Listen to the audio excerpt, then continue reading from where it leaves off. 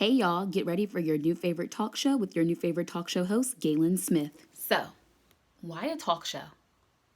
Well, for starters, I like to talk. A lot. Storytelling has always been a passion of mine. And as an actor, telling the truth of the human condition is my calling. However, it extends beyond the characters that I play. I have always been blessed with super smart and creative friends. We have complicated relationships with the world around us and how we navigate. As important as it is to build my own brand, I also believe in highlighting and elevating the works of others. Introducing audiences to their new favorite singers, actors, music video directors, graphic designers, producers, brand coordinators, and whatever else my friends happen to be doing at the moment. And with everything going on right now, I think it's important that we hear from young people in important conversations about the topics that matter to us. Identity, representation, voter suppression, pandemic responses, and so much more in the world of politics. Also, we just need more content curated by young Black creators, but specifically young Black women. So, enter me, a young Black woman from Washington, D.C. with a newly signed BFA in acting from Syracuse University and a whole lot of time on my hands thanks to Miss Rona. This episode is about a week after the video of Ahmaud Arbery's murder while out jogging surfaces. I haven't watched the video yet, and I don't think that I will. It is also about a week since Breonna Taylor's murder while sleeping in her own home by the Louisville police enters the national conversation. In the midst of a pandemic, jogging for exercise or sleeping in one's own home should be seen as normal. And those activities are, just not for Black people who are always target before person. I am trying to navigate the intersection between actor and activist. I always want to create in service to my mission, which is to empower Black youth and expand the narratives of Blackness in the media. But I cannot do this in a vacuum. What I do in my art must be in conversation with the world around me. And while I hope to see more shows depicting Black folks just existing, I acknowledge that there is still a fight to be seen as human that must be reflected in my artistry in some way. However, these are the issues that were the catalyst to starting my channel and my show after 4 years. From conversations within and outside of the Black community, I want this channel to cause uncomfortable but necessary dialogue that will help us all grow into our best and most empathetic selves. Usually the monologues won't be this heavy. But this week, I thought it was important that you understood why now, why this show, and why me.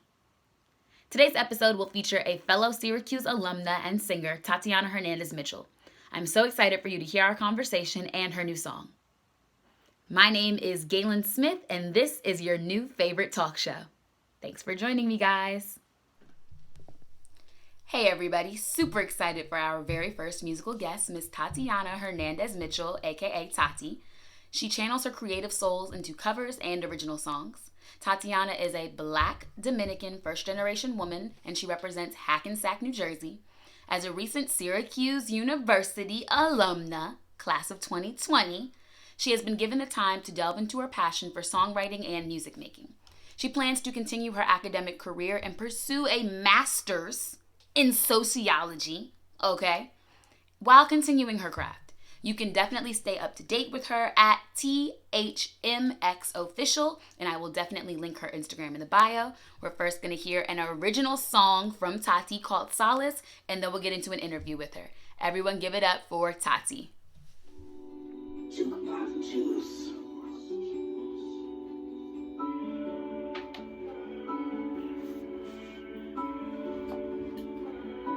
You kept me safe. I'm grounded in your embrace. I'm high off you. I'm feeling you and me. This is something different. You see, I fell so deeply, yeah.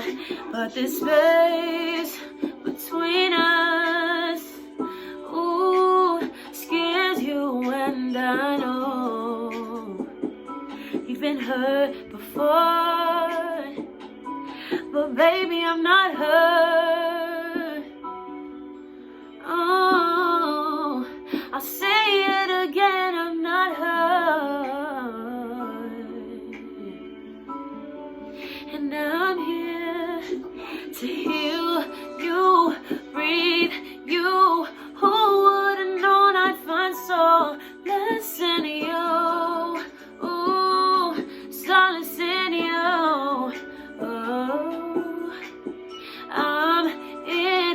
eternal bliss when you kiss my lips. So listen, you. Oh, the moonlight sparkled in your eyes that warm night in July. And I know you didn't forget all those hours OTP calling me, ooh, late night. But this space between us scares you, and I know, ooh, baby, you've been hurt before, but I'm not hurt. I'll say it again, I'm not hurt, yeah. And I'm here to heal you, breathe you. Who would've known I'd find solace in you? Oh, solace in you. Oh, I'm in eternal bliss when you kiss my lips. Oh, listen, you.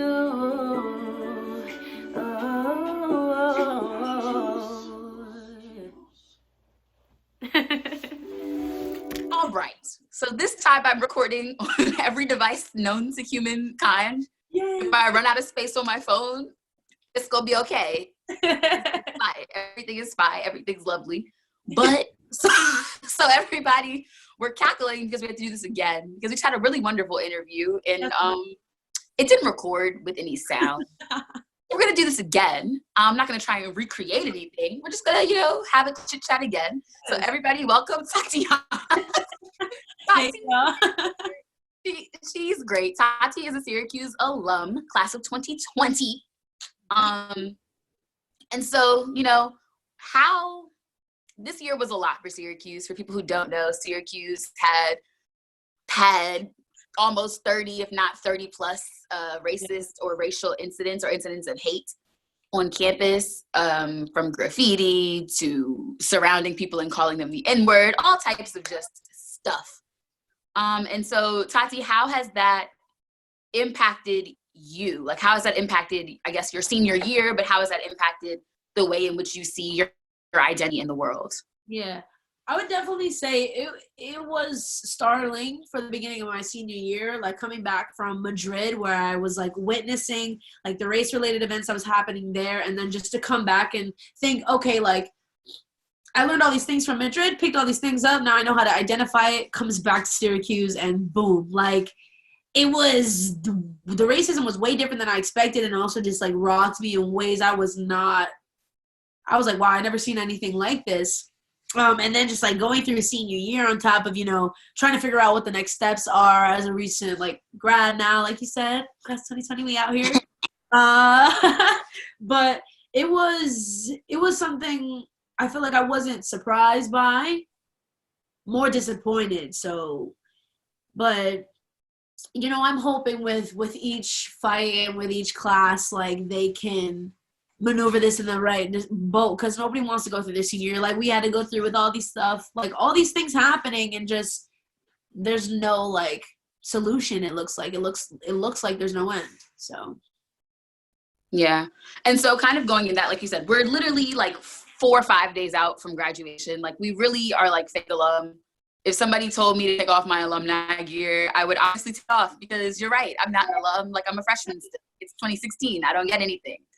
But so what do you like you said, kind of like hoping the next generation of Syracuse orange peoples can maneuver these things in the right way, but like what do you want for the next classes? Like what is something that you hope that your legacy on campus and the things that you were a part of and did, how do you hope that inspires the next generation of Syracuse alums, or Syracuse students, specifically Black Latinx Syracuse students? I definitely think like one, establishing who your safe like groups are and like kind of where you're trying to envision yourself, even if you don't have a full grasp. But I think that for the next class, honestly, take advantage of all the resources that Syracuse has to offer, because one, they have a lot of resources. That's why you're here, and when you're here, you Yep. gotta take advantage of it. Who, but also there's a lot of people rooting for you that you don't even think or you don't even know yet. Like, you know, Galen and I, we're in the freaking OTHC. Like, you know what I mean? That program has just developed and I think made a very like strong basis of people who are willing to go the extra mile and trying to make a difference and trying to make something of themselves. And I think like when you find that network, it only advances and pushes the next thing you're trying to do. So I would say like the next class, as long as you kind of have that thirst for the next thing, like you can go far at Syracuse, even though with all the crap going on, like there's people here. So, And so, you know, like Our Time Has Come is a scholarship that Tati and I are both a part of. yes. And basically it is it is a network of successful Black, Latinx, Afro-Latinx alumni who are funding scholarships for us, by us, and funding scholarships and creating a leadership program. You know, shout out to Miss Angela for the free breakfast and lunch. First off, we love Miss Angela. Second off, we love free food. Yes. So how, and Our Time Has Come, you know, like we, all of us know it's for students who need the money. Like I, being honest, like senior year almost was not a thing. And so that money being important and being necessary, and that being a resource that people don't know about, like it is actually available to you as soon as you're a sophomore, but nobody knows. No one. That's what I'm like, apply for OTC. I try to tell everyone, all my sorority sisters. I tell everyone to apply every year, and people are like, I'm like, I will write you a rec. You already have, like, because everyone knows the finesse. You need a student in the program to write you one of the recs. I've offered you this. I've literally given you, like, I'd be telling people, like, I've literally just given you a gift of $5,000, and you don't even, like. That's all you do. Go through with it. Like, just do it. But so, like, how does that, like a network like that, how has that impacted you? Like, what do you think as an alum? I don't want to say responsibility, because I think that's a weird word, but like, how do you think that grounds you to the community? And what do you think how do you want to give back, I guess is a better question.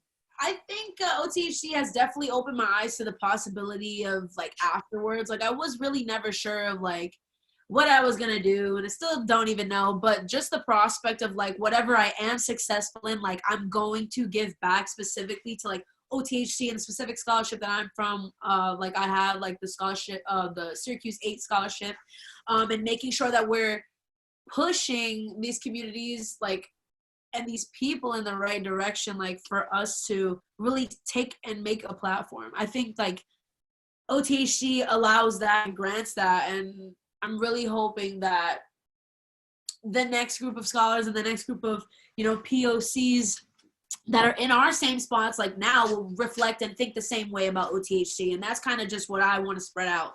And I'm hoping that transcends. So yeah. And so I want to kind of get into your research a little bit.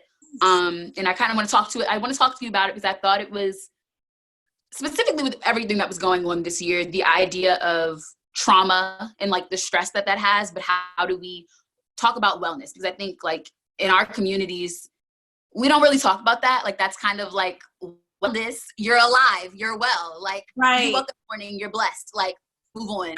Yeah. And so I wanted to kind of, what specifically is your research, and what was the research question, and then I don't know exactly where you are in your process because, you know, our whole year kind of just, we had half a year where at least, like I feel like every other school had like 75, 80% of the year, and we had like 47%. So, you know, maybe like where is the research now and kind of what could you share about it?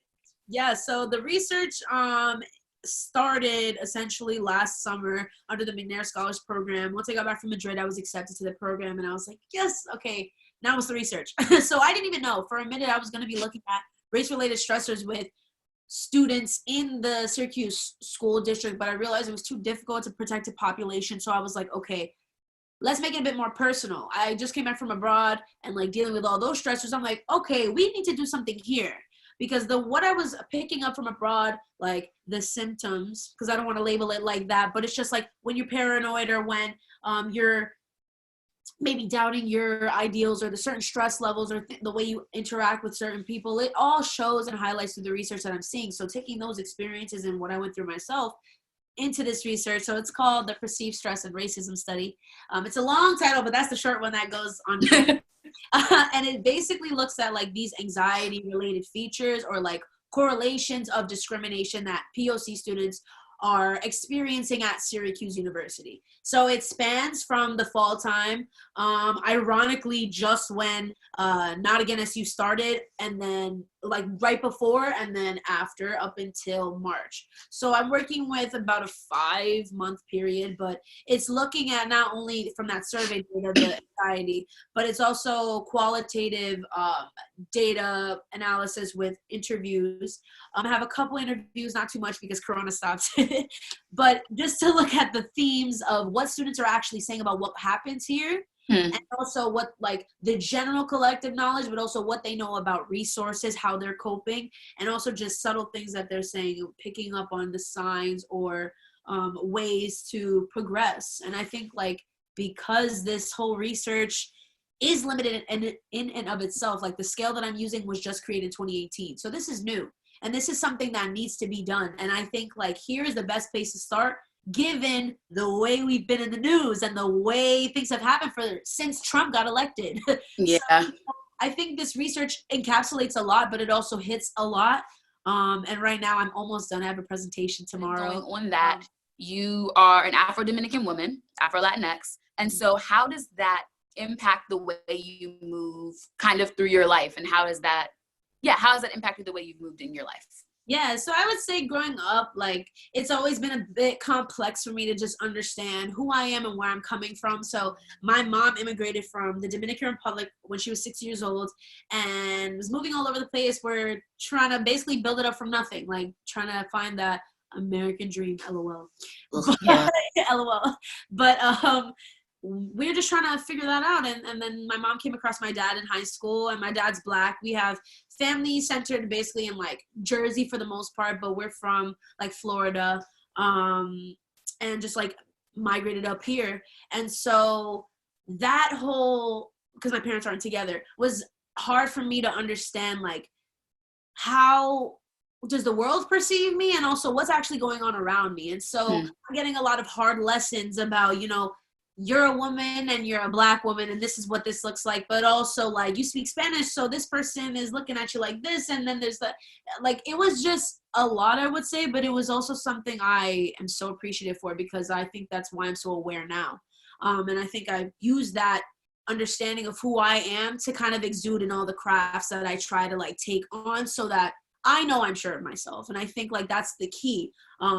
It was difficult, like going to school and everyone telling you that, oh, you're not Black and you're not this. Meanwhile, like my dad's in my phone and I know who my father is, and like right. all this stuff is going on. And then they see my mom and she looks white. Meanwhile, she's a whole immigrant. Like there's just different things that like made the experience definitely, it was difficult to understand, but I would say one of the best things to prepare me for kind of who I am now. And so, sorry about that. My phone wanted to die. But so kind of going in with that, how has being Afro-Latina and sort of the identity and the experiences you've had, how does that impact the music? Like what are you interested in speaking to and about? I would say the complexities of my Afro-Latinidad shine through my music in the ways of just how complex I am myself. I like to just honestly not limit myself, and I think like through getting more knowledge about my identity is allowing me to get more knowledge through my craft, and then how I'm looking at my craft or what I even want to talk about. I think a lot of my music that I have written, because it's the first like couple months that I've even written anything, definitely has been a lot about a lot of pain and hurt. And you know, like as a Black woman, there's a lot of traumas with that, you know what I mean? Just generational, ancestral, and then just kind of taking that on into the today's issues of society. I think I'm taking in a lot of those energies and kind of manifesting into my own narrative.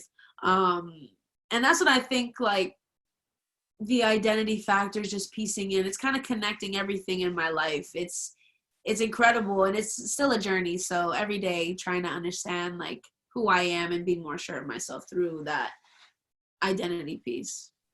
I love that. I love, Yeah. like, I just remember, like, I remember meeting you and I remember hearing you sing, because that's the first time I met you. I heard you sing at the same event. That was a badly constructed sentence. The first time I met you was at an event where you were singing. Yes. There we go. Yes. And I just like remember, like, it was our sophomore year, and so I had spent so much of my time in the drama building. I mean, like, at that time I was sort of branching out and doing, you know, Black and Gold and stuff like that. But like, I had been around so much music and just hearing people sing, where it was just like, all right, people are singing, like, that's cute. People are talented, that's cute. Like, we love that. But, like, you know, like, hearing somebody our age, as young as we are, because I sometimes forget that as much life as we've lived, we are still very, very young. And so hearing somebody as young as you singing At Last by Etta James, a song that we were not even alive when it was recorded. Right. Listen. Beyonce wasn't even alive and she played Etta in the movie. I just realized this. Like, this song is old, but I love that song. Love it. Just hearing you sing it with so much like feeling and soul and like just so much of yourself. Like, I think that is something that I very much appreciate, Lord Jesus, appreciate about you and your artistry, is that, like, it very much feels like you're doing this for you. Like, it very much feels like you are singing what you want to sing, the way you want to sing it. It comes from a very open and honest place. Like, I remember when I used to do spoken word, like, we always used to say, remember why you wrote it.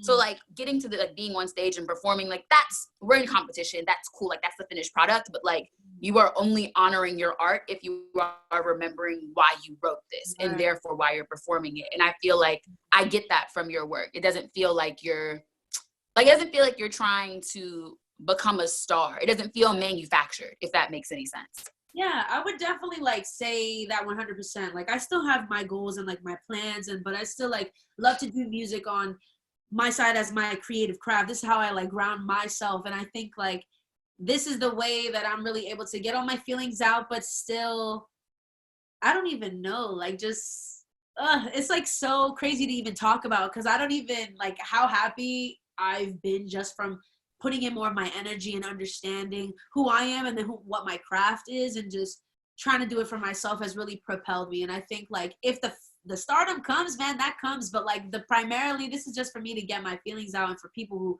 resonate, like, hear it. And if you're vibing with it, like, come along for the ride. Like, that's how I'm feeling. It's a vibe. I love it. I love listening to, like, because I love when people are talented, and I love when people are using their agency to create their own space, which is part of like why I wanted to do this. I'm like, I'm creative. 99.9% of my friends are in a creative field in some kind of way. Most of my friends are Black women, Latinx women, Asian women who are smart, who have smart things to say about the entertainment industry, arts, politics, and all these things, and just wanting to give space for us to be full and honest and complete people and like talk about these things. And I love your voice a lot. Like, you're somebody that I'm like, when I think of my friends who can sing, I'm like, yeah, it's Tati. Like, I just love your voice, which is like mad creepy. Like, I be stalking. It's fine. I'm a stalker. No. I'm like the friend who really like, I really get excited when people post stuff, and I'll be waiting. I'll be like, she said she was finna post on Thursday at 3. It's 3:02. Yo, sometimes don't make me have to DM you. Because when I was finishing up senior year, I was like, ooh, it's getting really hard for me to post something. I'm baiting a little bit, but now like I'm back. Like, I'm ready. Like, I've been working on. And it's also like, and kind of going on that, like, we're in quarantine. You know, we're recent grads. And, you know, I hate the question that people are asking. I've gotten it a few times in the past couple of days. And it's been irritating because I'm like, we're in a pandemic. Right? I don't know what my plans are, because how do you plan when you don't even know if you can go outside next week? Like, it's hard to figure out like what anything looks like other than like school. Like, if you're going back to school, like, that's pretty solid. Either it's going to be online or it's not. You know, you're going to school, and that's kind of it. If you're teaching, you know, certain things like that, you can kind of plan ahead for. But like with creative careers or with, you know, degrees or things that are like more research based or things that are a little bit more abstract and don't have a concrete goal or plan, it's a little bit harder to be like, okay, in 1 year, I'm going to be here, because our 1 year plans in so many ways have been disrupted, which disrupt the 5 year and disrupt the 10 years. Exactly. And so how with this time have you been staying motivated, staying productive, have your goals and ideas about productivity shifted? I would definitely say the quarantine came in and kind of rocked everything that I kind of thought was my foundation. Like originally, what made senior year so difficult was because I was applying to like 8 or 7 grad school programs for PhD, like clinical psych. Like I was going to go in and do 8? Yeah, it was a I lot. just want to highlight this number because 8, that's 1, it's a lot. 2, that's the number of undergrad schools I applied to. Like I remember, I told everybody, I was like, if it's more than 10, it won't get done. That's what I'm saying. Like it was a lot. It's a lot of work. And so That's a lot of work. everything I got back, it was rejected. Even though some reached out to me because they were like, oh, like you have like good credentials, like as an undergrad, like that's amazing that, you know, other people who have like all these other different degrees are applying and like you're one of the people that we were thinking about reaching out. I was very humbled to know that, okay, like I know I'm going in the right direction, but that wasn't necessarily for me. And so when Corona hit, like everything stopped. Like I was like, wow, like what I thought I was going to do post-grad and all these things is not going to happen. And so I kind of had to shift that kind of goal academically. I do plan on getting a master's. Yes. Nothing quiet about my plans until I get everything back, but y'all will hear. Yes, don't speak on it. Don't do it too much, but I'm excited. Regardless of what they are, I'm excited for you. And then still doing the music, of course. Like I've been working on it, releasing an EP this summer. So hopefully, and then yes. What I'm looking at, but yes, keep going with just the rest of the music, and that's never gonna stop. And I think as long as I continue with that, anything else will fall into place. So those are kind of like the plans and what's gonna. I love that. I love that. I love the idea of just like letting things happen and not like pressing them. Like I think there's something to be said for having goals and dreams, but then there's something to be said for also just being open and receptive to whatever happens. Exactly. And kind of just being like, okay, like these are all things I'm interested in and they all are a part of my life and I'll just let them pan out the way they're supposed to. Exactly. I think is super, super smart. Super. Yeah.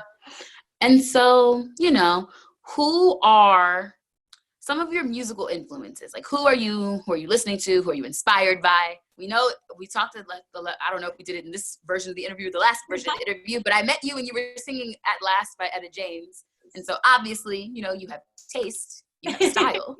We're very happy about it. But like who are some of your other influences? Yeah, so of course the classics like you said, Etta James, like Nina Simone, Lauryn Hill, like all of the R&B 90s queens. Like I love them and all the soulful legends, but I also double and dabble in literally anything. Right now I'm listening to a lot of like Kehlani, Janaiko. Those are like my main influences right now. Yeah. But I do listen to a lot of like alternative R&B, like a lot of Steve Lacy or some Brockhampton. I'm really like trying to broaden my perspective so much to really make the music that really is feeding my soul. So all of the different interests I have kind of fuse together with my style, I think, and the way I try to maneuver with that. So I love it. First musical guest, which is super exciting. We're going to definitely have a performance by her. I'm super excited about. Also, she's the first person I've interviewed for this show, period. Learning this whole Zoom thing. And no, Zoom is an interesting tool. I'm learning a lot about her. She is useful in ways that I didn't know that she was. So I just appreciate you for like dealing with me and bearing with me through these technological difficulties.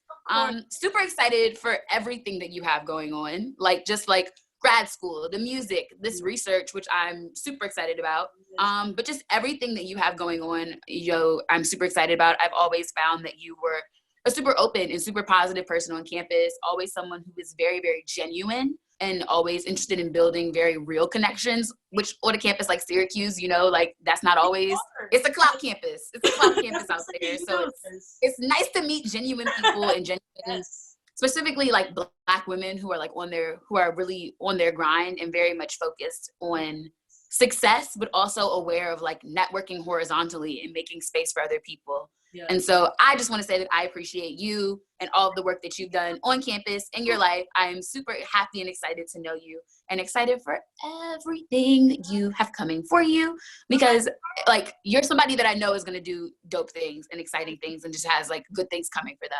And so I'm super excited for all of that. I'm super thankful for you, Galen, like inviting me first to even do this. I've been seeing you on campus doing your thing, like your artistry, your social media, like all of it, your creative, like just every aspect is blending. Your poetry, like I'm like, Thank okay, you. I'm here for it. So I'm so excited to see where this show goes, and I'm glad to be number one, and I'm ready. So yes. Super excited. We're definitely going to link all of Tati's socials and stuff in the description, so make sure you check that out. But of course, make sure you follow her, of course. Tati, is there any like last things you want to plug? Anything people should know?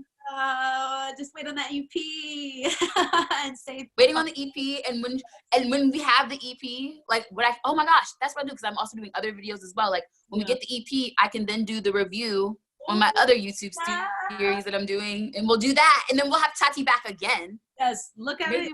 We'll bring Tati back again, and then we'll play a game. I have a game for you, and we'll play that next time you come back. But super excited. Thank you so much.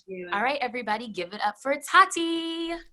Guys, we just finished the very first episode of your new favorite talk show with your new favorite talk show host. But seriously, all jokes aside, thank you so much for watching. I have been toying with the idea of starting a YouTube channel on and off for about 4 years now, and so I'm glad that I finally took the leap. Thank you so much for tuning in. This is a journey that we are going on together, so I ask that you bear with me with my technical difficulties and things like that, but I'm super excited for what this journey is going to bring me. I'm super grateful and thankful for you. If you have not done so already, please make sure you subscribe. And then after you subscribe, make sure you like this. And then after you like it, make a comment. And then, share it to a friend. But make sure you tune in every Sunday at 7-ish p.m. Super excited. Thank you. See you next week. And of course, it's Galen Smith, your new favorite talk show host on your new favorite talk show. Love y'all. Bye-bye. Smitty speaking.